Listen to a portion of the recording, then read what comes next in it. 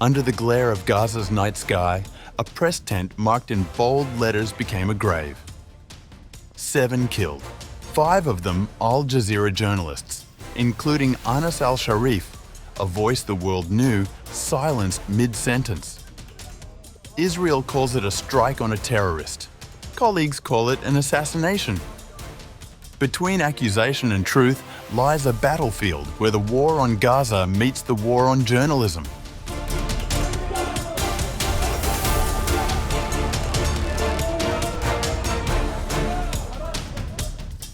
Five Al Jazeera journalists were killed Sunday night in what the network is calling a targeted assassination by Israeli forces near Gaza City's Al-Shifa hospital. The strike hit a marked press tent where correspondents and camera operators had been stationed, raising fresh concerns about press freedom in the ongoing conflict. Among those killed was Anas al-Sharif, one of Al Jazeera's most recognizable faces reporting from Gaza throughout the war. The 28-year-old correspondent was joined by fellow journalist Mohammed Kreika and camera operators Ibrahim Zahir, Mohammed Nufal, and Moamen Aliwa when the tent was struck at the Al-Shifa hospital's main entrance. Hospital director Dr. Mohammed Abu Salmiya confirmed to CNN that 7 people died in the attack on what he described as a tent marked with a press sign.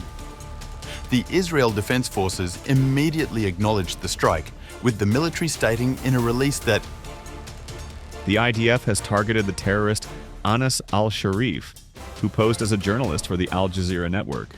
Anas al-Sharif served as the head of a terrorist cell in the Hamas terrorist organization and was responsible for advancing rocket attacks against Israeli civilians and IDF troops.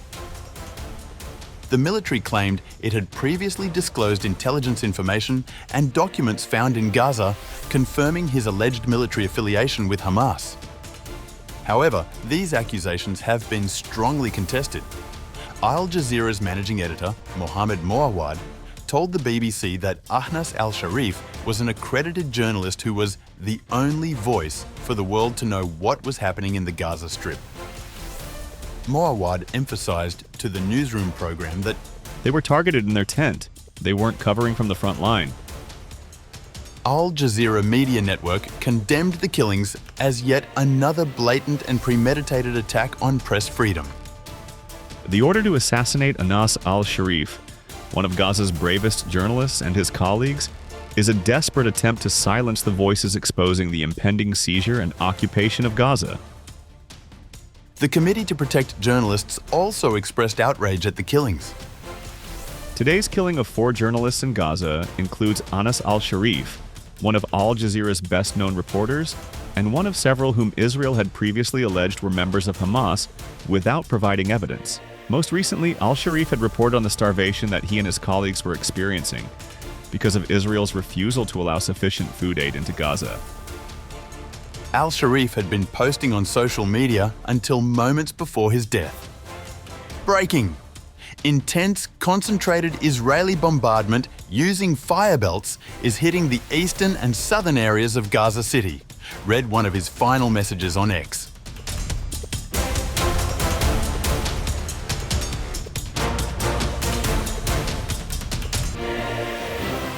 This latest incident represents a troubling escalation in what press freedom advocates describe as systematic targeting of journalists in Gaza.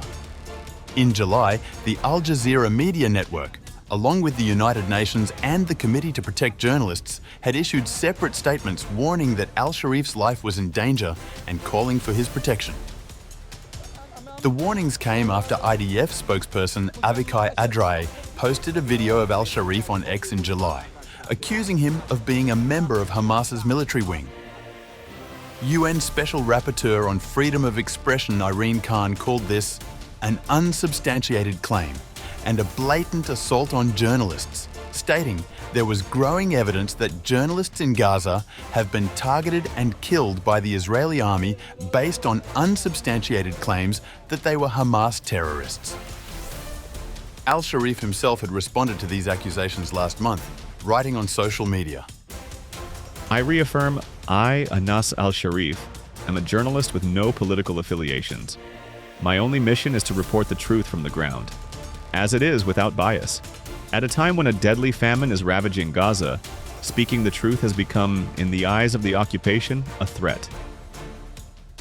The young journalist had told the Committee to Protect Journalists in July that he lived with the feeling that I could be bombed and martyred at any moment.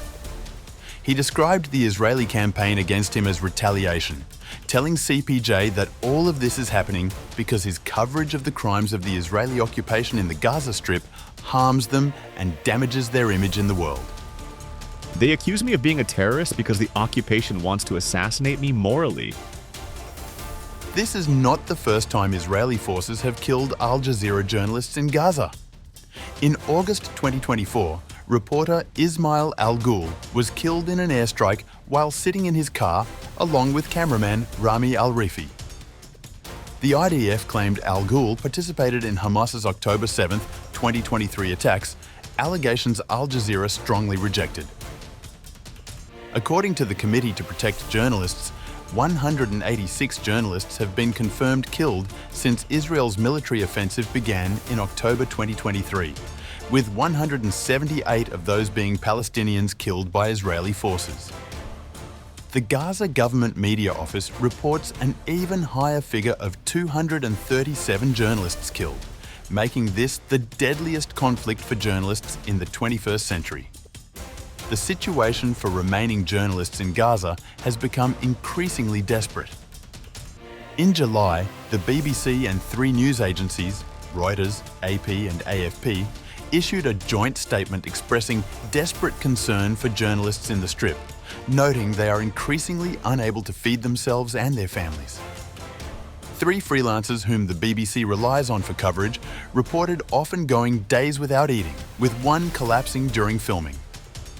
The fact is that the Israeli government is wanting to silence the coverage of any channel of reporting from inside Gaza. This is something that I haven't seen before in modern history. Al-Sharif leaves behind a wife and 2 small children. His father was killed in an Israeli strike on the family home in December 2023, yet the journalist refused to leave northern Gaza and continued his reporting. The strike comes as Israel's security cabinet voted Friday to intensify military operations in Gaza City, where much of the territory's population has been sheltering.